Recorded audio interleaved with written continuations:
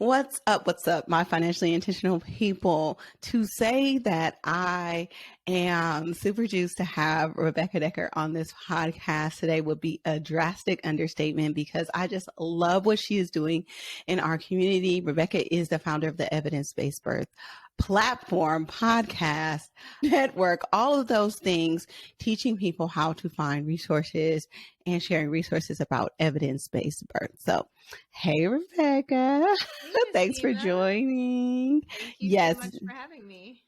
of course. And I had the honor of being on Rebecca's podcast and sharing my story around some birth experiences that I've had as both mostly as a professional, but now as I'm expecting my third girl, going through some of those things as well. And I can honestly say that my first two deliveries were pretty benign, but for some reason, after I have been and like becoming a more publicly known advocate for, Black maternal health practices and advocacy, these things are happening to me as well.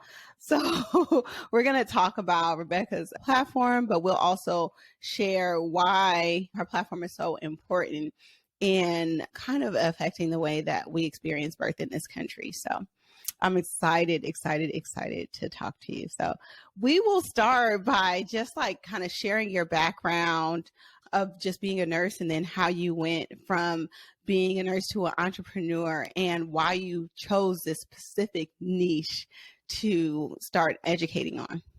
Yeah, so I graduated from nursing school in 2002, and after practicing for a couple of years, I went to grad school, and I specifically moved to Kentucky to go to the University of Kentucky because I did a lot of research, and it was really important for me to go to grad school and not pay for it. So that was an important decision. And I know there was some like privilege involved in like I didn't have to face certain barriers when I was applying and interviewing, et cetera. But I did end up with a full ride to graduate school for about 6 years.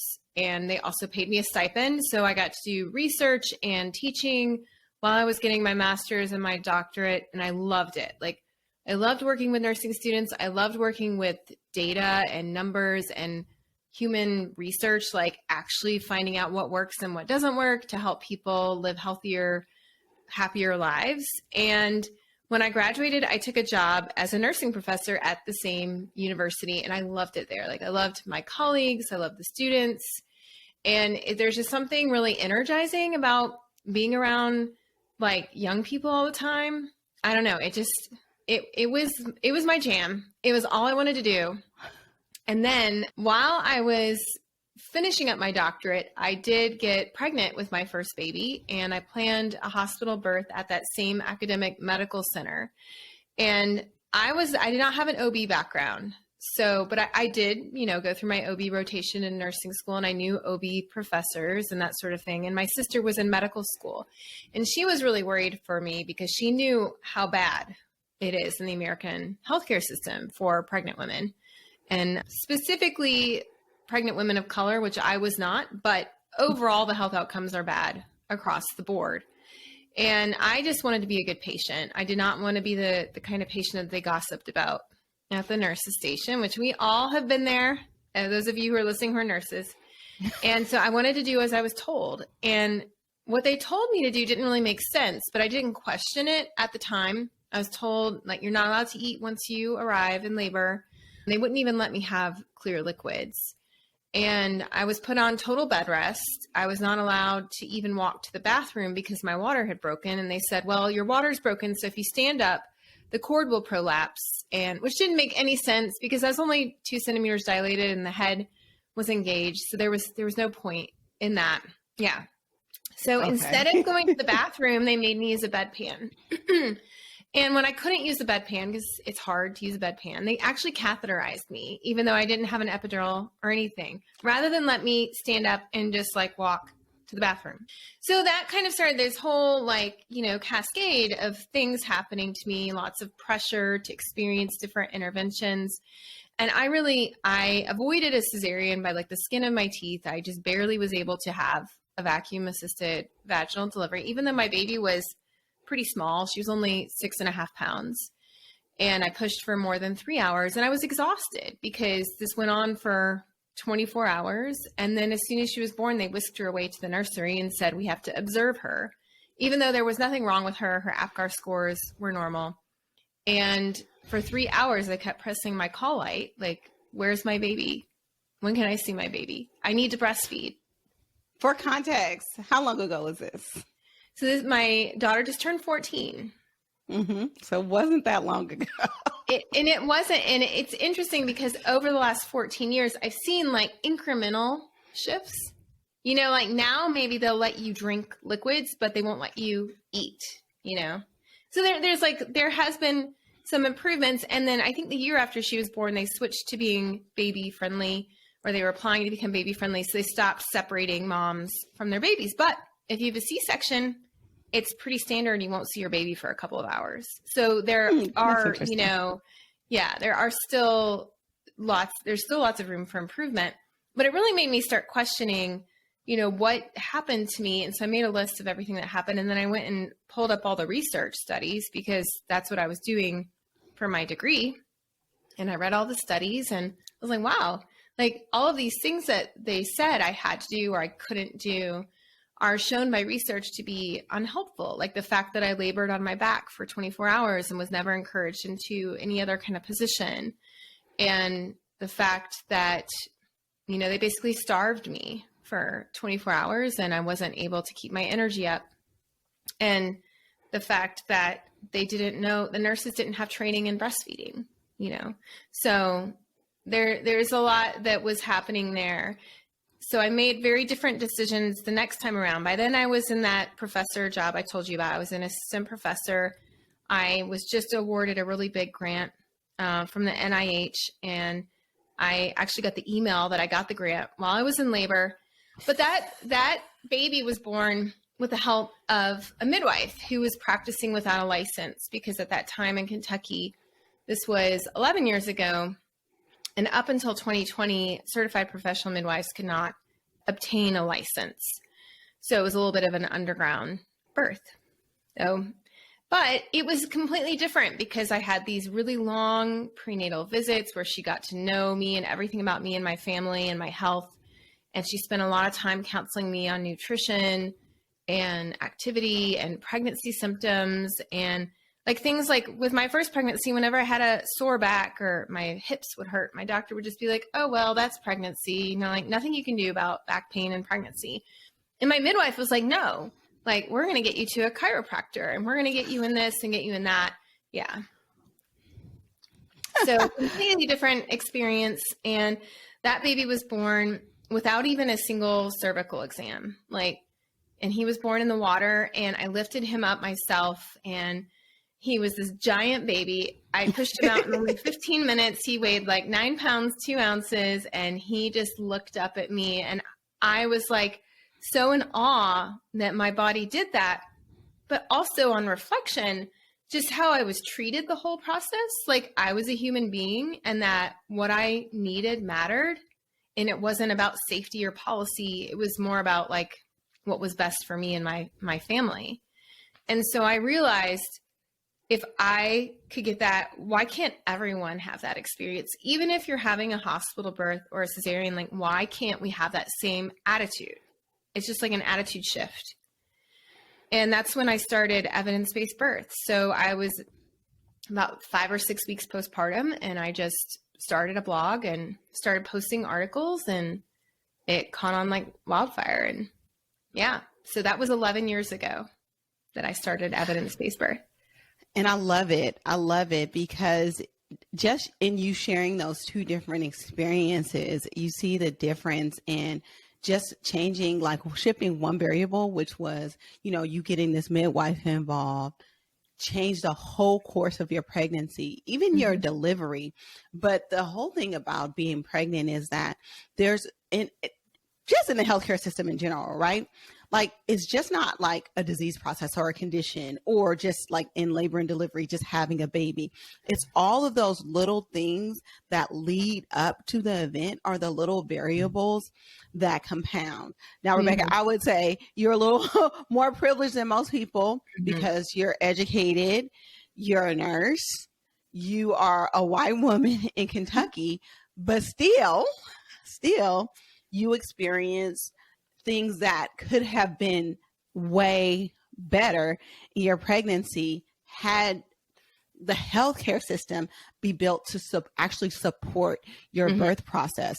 And I find it astounding. Like I did not even know that you couldn't be a licensed midwife in Kentucky until 2020.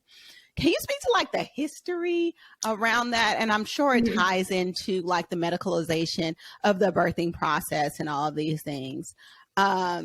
So can you speak to like why and how that happened? Yeah. So there is a lot of history behind it. And it actually goes back to racism. Because in the South, for many, many years, hundreds of years, Black midwives and Indigenous midwives and some immigrant midwives were the ones delivering all of the babies, even the white babies. They were called grand midwives. And then around the early 1900s, the specialty of obstetrics was kind of getting its footing. And they realized that birth would be a big business and that they could make a lot of money off of delivering babies, because then they would become they could kind of get the whole family life cycle. But they realized midwives were standing in their way. And so they actually got together, and there's transcripts from their conferences where they discussed the midwife problem. And they said, we have got to get rid of these midwives. They are dirty and ignorant and dangerous. So think about the racist implications of that right there. And they then went systematically in most states and made midwifery legal. In some states, it was worse than others, but you went from having like 80 to 90% of all babies in Kentucky being delivered by Black midwives to like almost none. And what they eventually did in our state is they just stopped issuing licenses.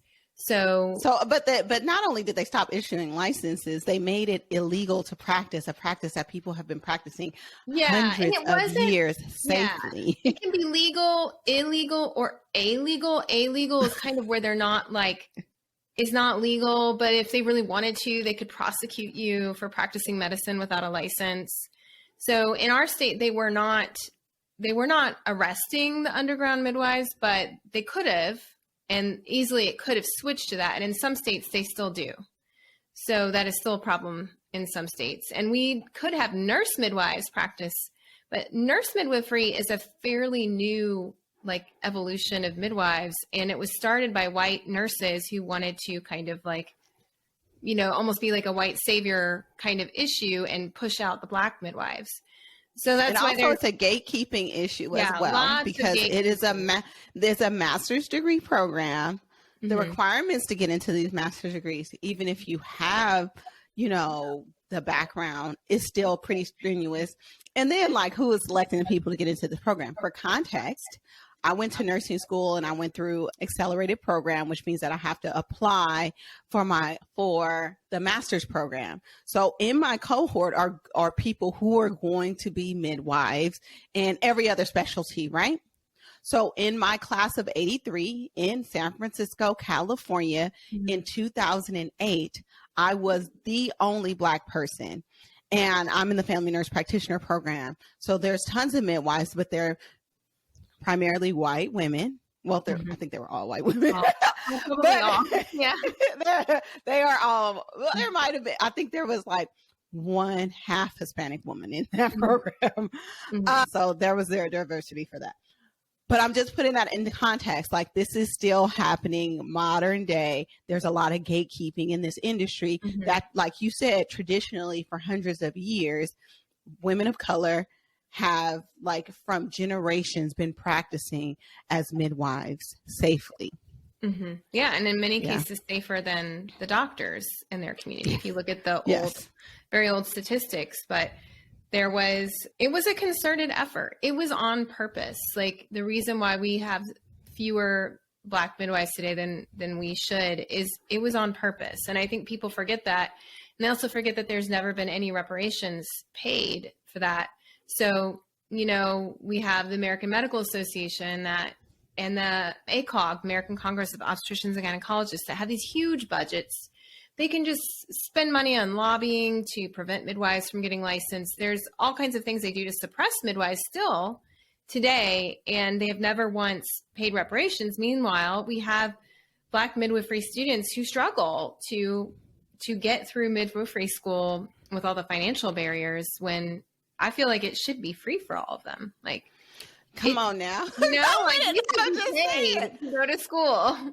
But also, in addendum to that, we have a national Black maternal and morbidity health crisis. Like, Black women are dying and are injured, or Black babies are dying or injured at 3 to 4 times higher rates than white women with, and that's taking out resources, that's taking out economics, that's taking out education levels, because, you know, they'll use the excuse, oh, well, Black people are just unhealthy. Well, Black people are just uneducated and they're on welfare. Black people, you know, just don't know how to access the services. Meanwhile, there's me, who goes to the clinic where I work with all the doctors, and I have all the access and the resources, and I'm seen by a maternal fetal medicine doctor who just doesn't know me because I don't work with him, and being denied care because I bring my children to the clinic.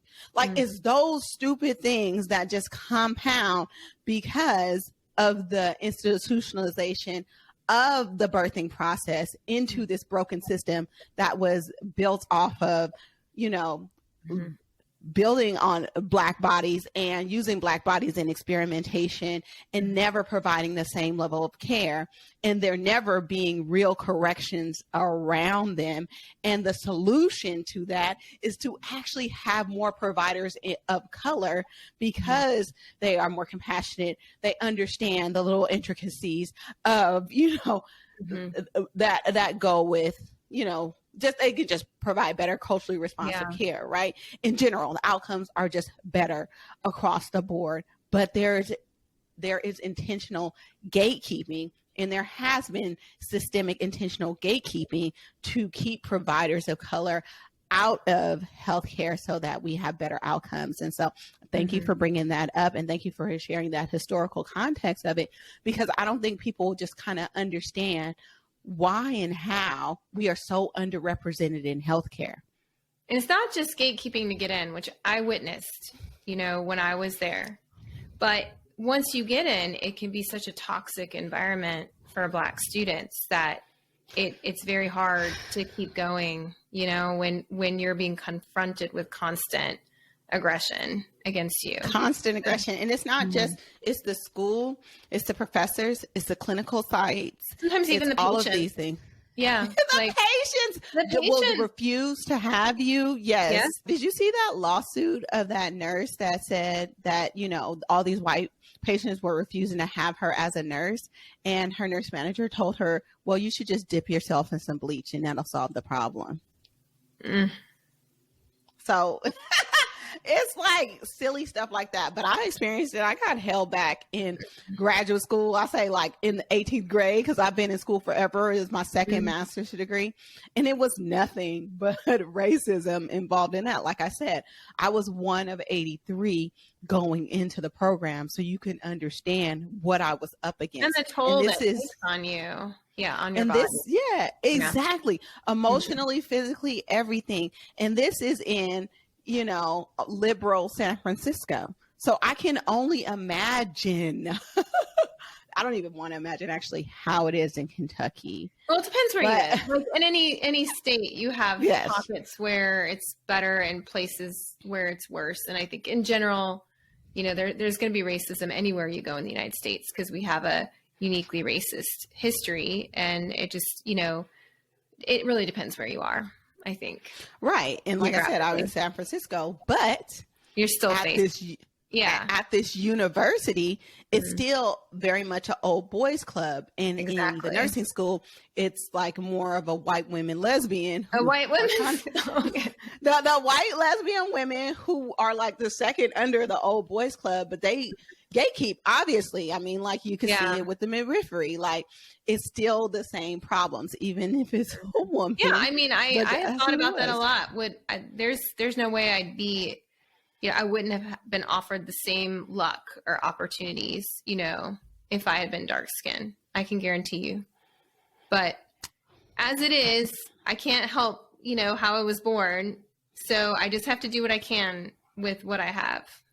But what you are doing is giving a voice to people and presenting it to people that just don't have that experience. So people that don't have the experience have the privilege to kind of be like, well, I didn't even know that existed. So is that even a real thing?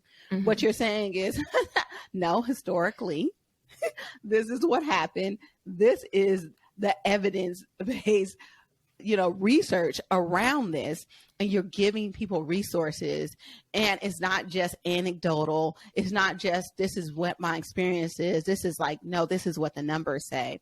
Mm-hmm. So you are using your resource and your privilege to educate other people to help affect change. And so I think that's even more powerful because you're in a position that you can do that. So I really appreciate what you're doing, but you have been able to take your knowledge base and transition out of teaching and being in like nursing to create a business around this. Can you talk about that shift? Mm-hmm. Yeah. So at first it was just like a passion project, a hobby where there was this fire lit underneath me, and I would spend every night and every weekend reading research and then trying to write it up, because what I was trying to do was take the research out from behind the paywall and make it publicly available online. And I was in a unique position to do it because I had access to the research. I could read and understand it. And one of my skills has always been to like take complicated subjects and make them easy to understand. I used to teach pathophysiology and pharmacology. So I was like used to taking hard stuff and making it so you could pass an exam. And with birth, it was really no different. It was that same concept, taking the hard stuff out of the research, making it publicly available. And that information is really powerful because then it puts the people who are patients, I say patients in quotation marks, but if you're pregnant, it kind of levels the playing field anymore because they can't tell you, oh, well, we don't do that because it's not safe. Because then you can look at the statistics and be like, well, actually, the research shows this, and it kind of gives you that ammunition to advocate for yourself. And that I did that for several years until it became clear that I was kind of losing the battle physically. Like my health was declining. I had another baby. So I had 3 kids at that point. I was working a full-time faculty job and trying to be a mom and having childcare issues. So at some point I had to pick, like, what am I going to do with my life? And we had already kind of turned it, my husband and I, into a small family business a few years earlier. We would sell online courses for continuing education hours for nurses.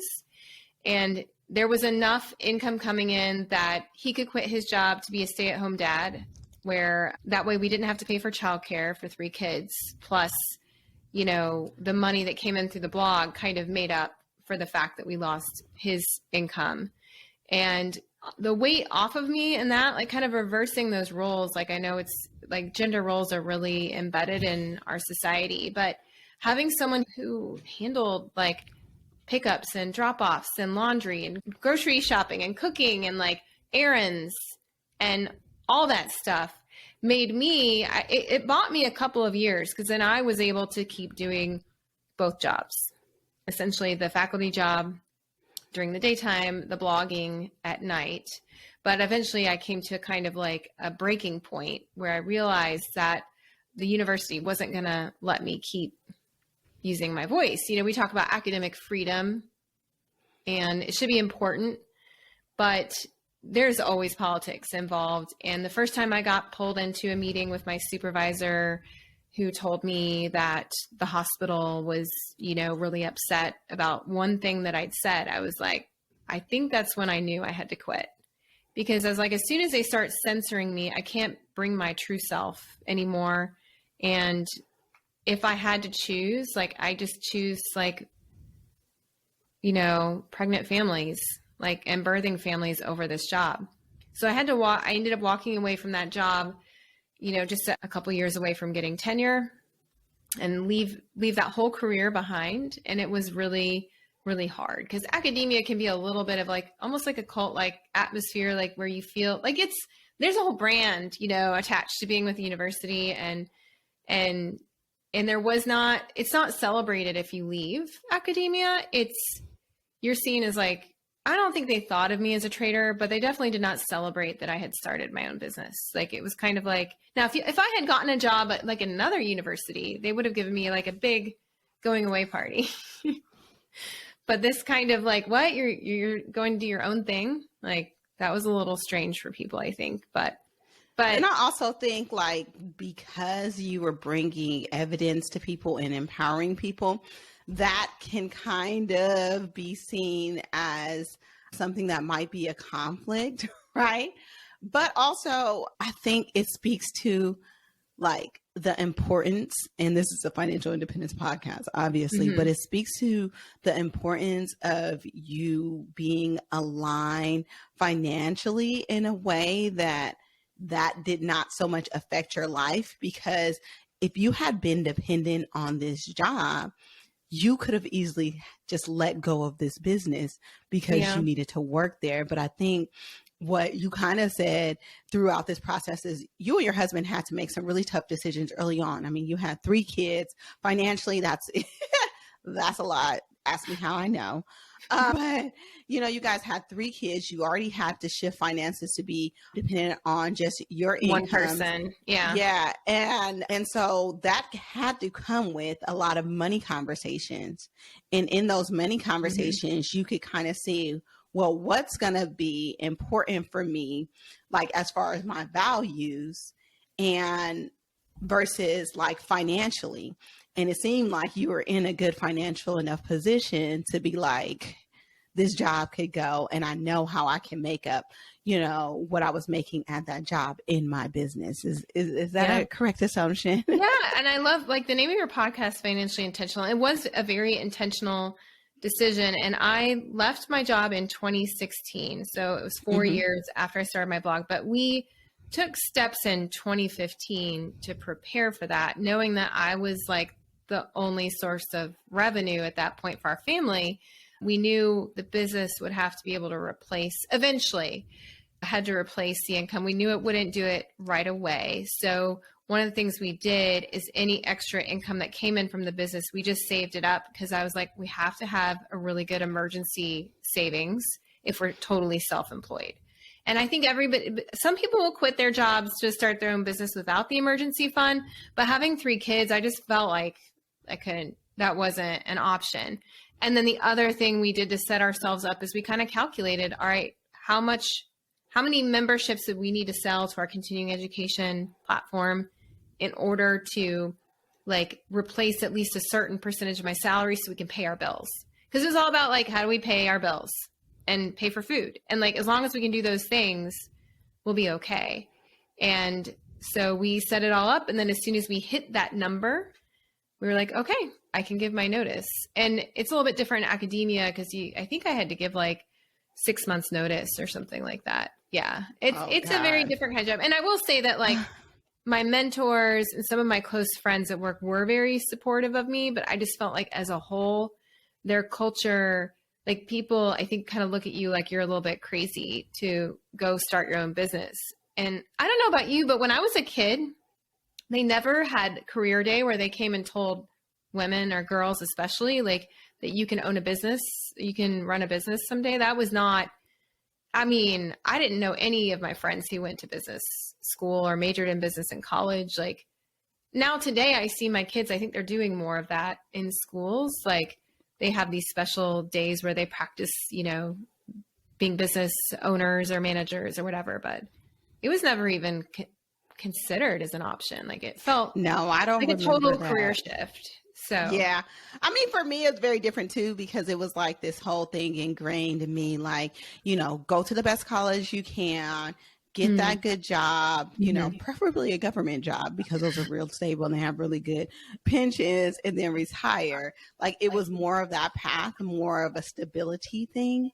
Mm. My dad, I grew up working with my dad in his business, but that always felt unstable to me Okay. because he Yeah. never really made a lot of money. So I saw that example, but it Hmm. still wasn't like something that I felt like being a business owner was like something that was a possibility for me at all.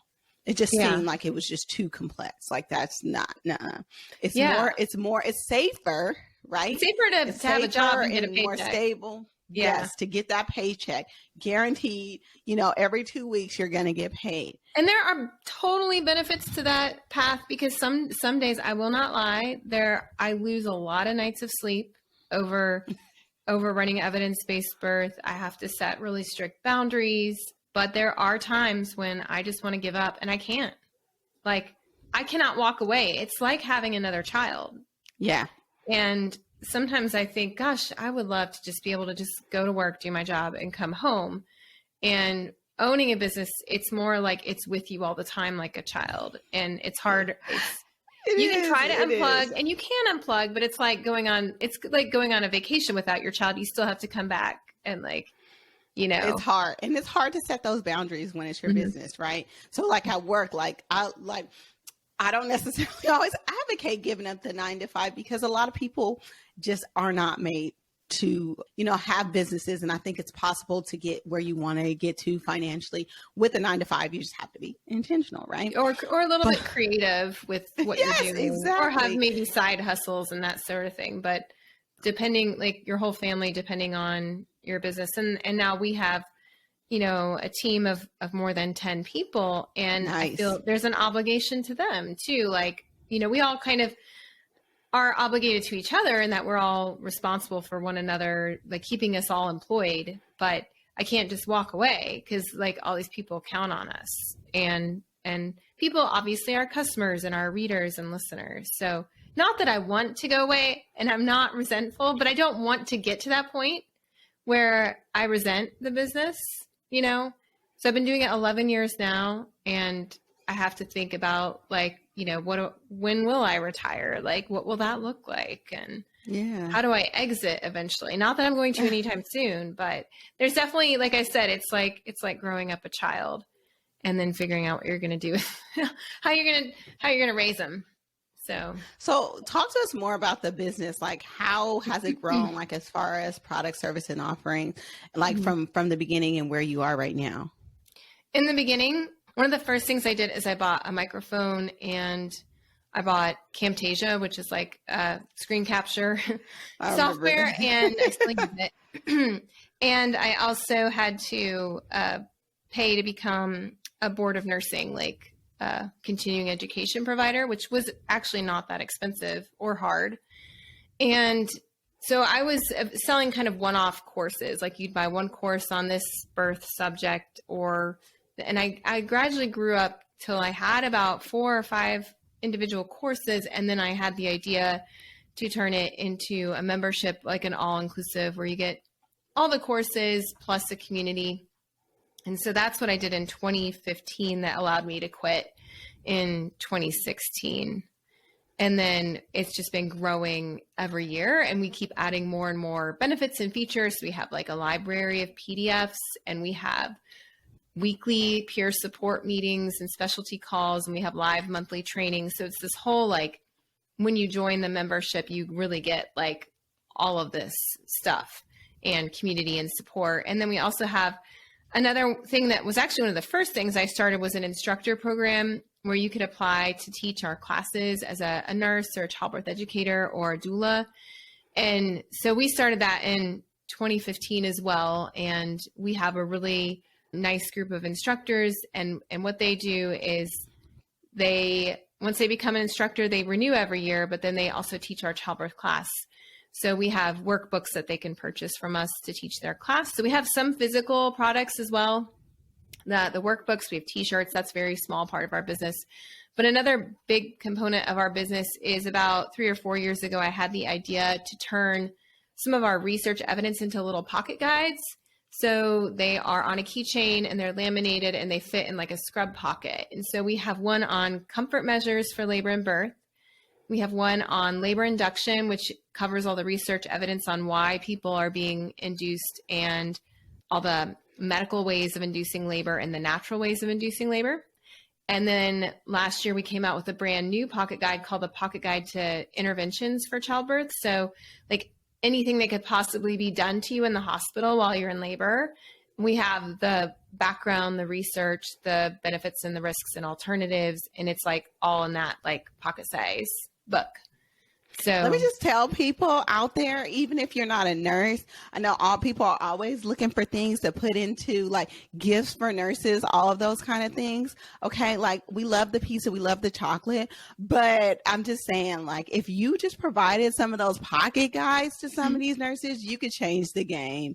So even if you're a nurse, I'm going to link to those guys in the show notes because I really feel like I'm going to buy some for my staff. Because, you know, especially the comfort measure ones, we're not trained in those things. Don't think it's offensive. Don't think it's like, oh, well, these are things that you should know. You never know, especially, you know, for people, you know, actually, I was going to say this. And what I really want to say is like, first of all, I'm sad you're not in education because we need more teachers like you, but we need this even more. So I'm glad what you're doing. Well, I might go back someday, you know, like, yeah, I mean, it's that's an part option. of my retirement plan. I think is like when I no longer need the income, when I have my goal saved, like, and I get to quote unquote retire. Yeah. I want to go back to university and teach part-time or something, you know, cause that's the part I miss the most is working with students, but in the meantime, yeah. But what I would say is that we don't have really good quality continuing education, kind of the continuing education that there's some out there, but the ones that are readily available and accessible to us are like kind of what the institutions choose. And so they're not always going to be in the best interest of the patients. They're going to be more like making sure that they meet their licensure or their insurance requirements. Like we have to do this thing every year it's called Gnosis, right? And that's from the people that provide our insurance, obstetrical insurance. And so it's going to be heavily based around making sure we don't get sued. You know what I'm saying? But it's not necessarily based around, there are evidence-based things in there, but not necessarily the things that we need to really provide high quality care. So I think your reference and your pocket guides are, you know, a really good tool to share with colleagues, share with your nurses, share with people that are giving birth so that, you know, they can, like I said, it's a really good gift. If you really want to get and I wish there were more of them. Idea. You know, you remember nursing school when you would go to the bookstore, because back when I was there was still a bookstore. And they would have those like laminated, like, you know, cards. Yeah. So it's kind of like what inspired was one of the things that inspired me. But I told my brother-in-law is a travel nurse and emergency room nurse. I was like, you need to have like a pocket guide to travel nursing or a pocket guide to being an ER nurse. And there's there's just not, there's a business idea if any of you. Listen,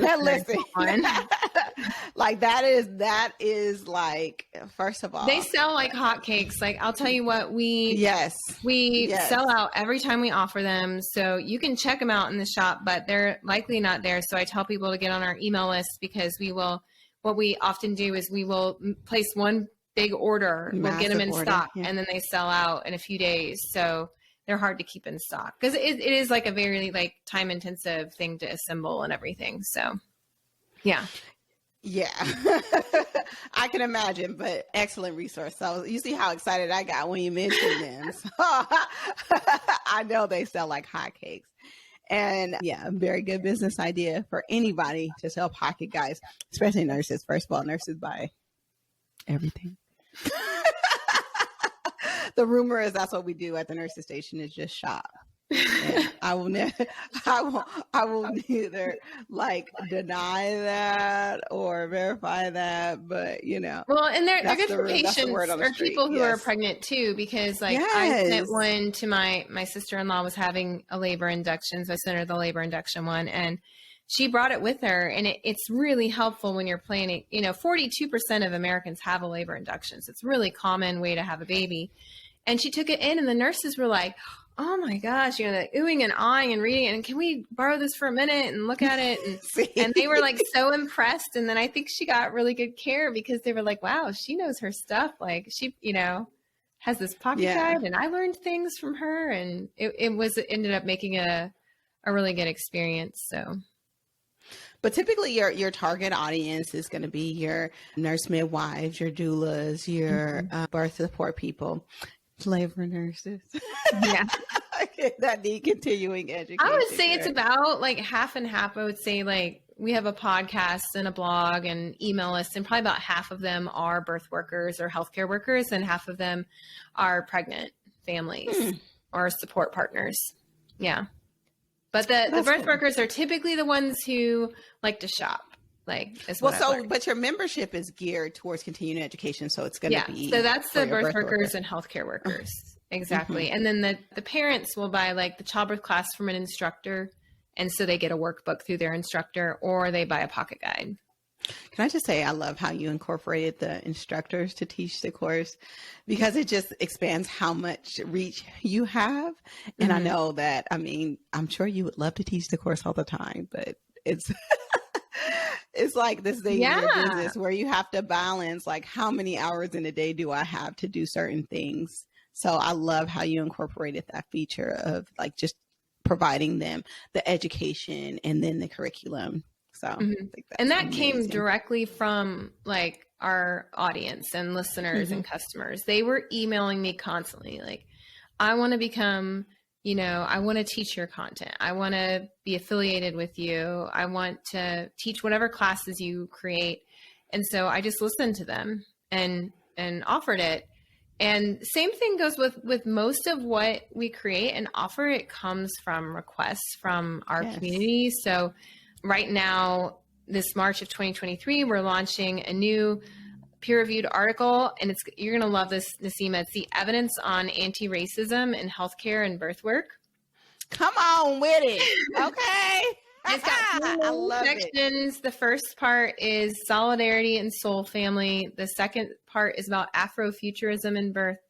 And the third part is about equity tools. And it was authored by Ihotu Ali, and she actually reached out to me. She is a Black doula and body worker and doctoral student in Minnesota, and she was on the front lines in Minneapolis during the uprisings after George Floyd was murdered. And she reached out to me, and I had sent out an email about it, and then she wrote back and was like, we need help like this. And so I said, well, what do you need?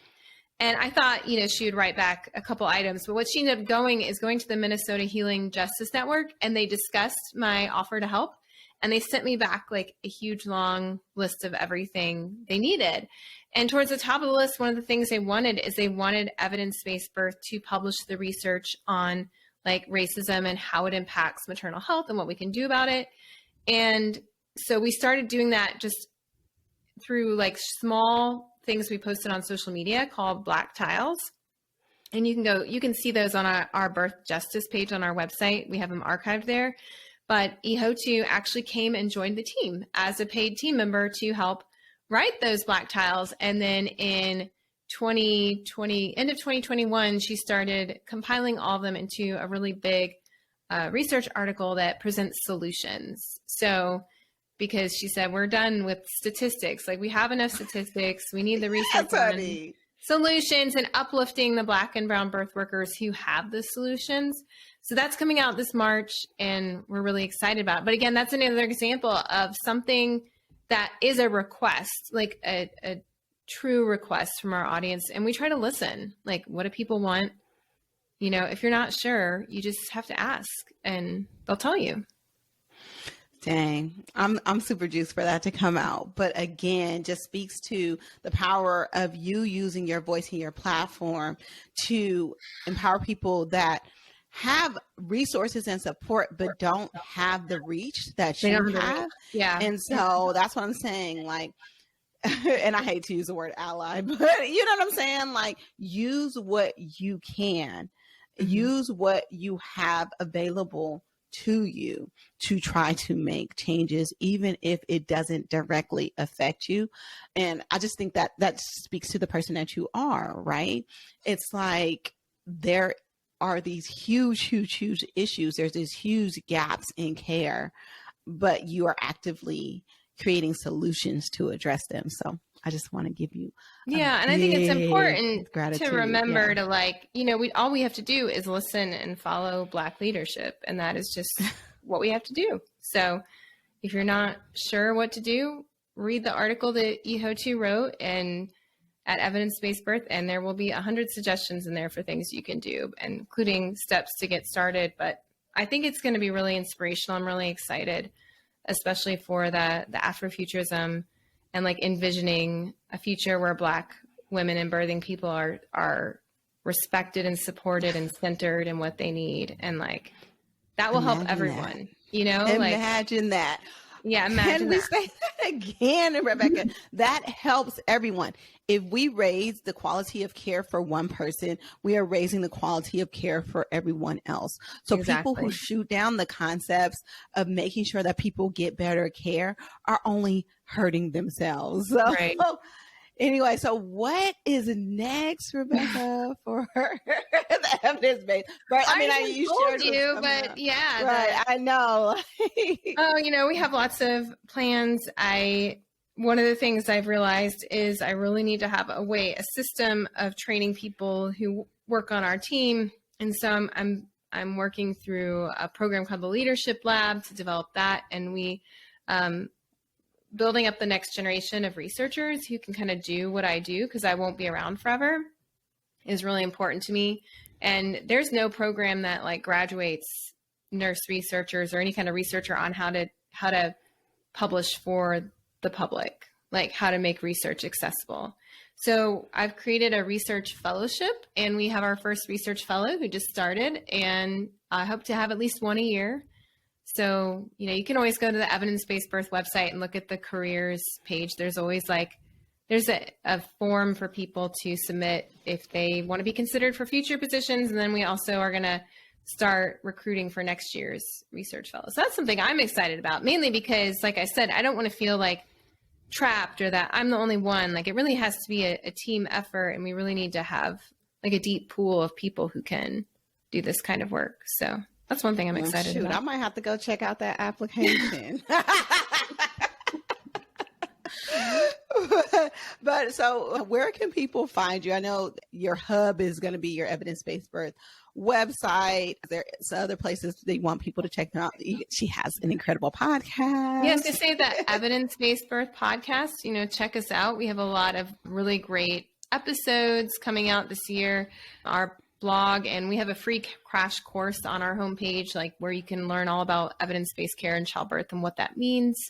And that's for free if you sign up on our email list. And we have handouts on so many different subjects, and those are also included if you join the email list. Lots of free handouts, and I love creating that kind of stuff because it's like so practical and usable. And obviously, if you just Google evidence-based birth, you'll one of the things I love about it is if you Google evidence-based, it's usually, how like it fills in. It'll say like evidence-based medicine, evidence-based birth. It like fills in for you. So I'm like, nice. So before I started evidence-based birth, you couldn't find it anywhere on Google. There was nothing, you might be able to find like evidence-based maternity care, but that's one reason we were able to get the trademark, is because nobody was like using those three words together. And evidence-based birth, you can just Google any topic with those words and you'll often find something we've written. So we have a long list of subjects we've covered that all the research is free on our blog. I love it. And I just want to thank you again for being, and like I said, I'm not going to say ally. I'm going to say you are a writer for the community, because it's not like you're just talking the talk. You're actually providing tools and resources for people to learn and grow and actually provide and get access to better care. So I really, really appreciate what you're doing. And I'm so honored to know you. I'm so honored to be able to be featured on your platform. But keep on doing what you're doing. Keep on training the next generation. And, I just want to give you so much much love because of what you are doing is so necessary. So I appreciate you so much for being here and sharing. You're welcome. And listeners, you can check out Nasima's interview with me, episode 251 of the Evidence-Based Birth Podcast. It was a really inspirational episode. Thank you, Rebecca.